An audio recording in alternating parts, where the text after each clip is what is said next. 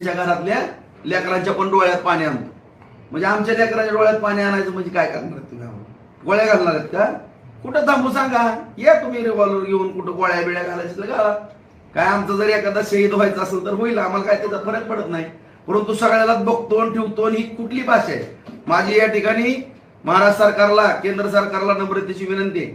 Doctor Babasaheb आंबेडकरांच्या संविधानाप्रमाणे चालणारा देश आहे, राज्य आहे. या ठिकाणी असं जर कोण दादागिरीने काय करत असेल प्रश्न विचारल्यामुळं, तर या बाबतीमध्ये गांभीर्याने सरकारने यामध्ये दखल घ्यावी अशी माझी सरकारला सुद्धा हात जोडून विनंती आहे.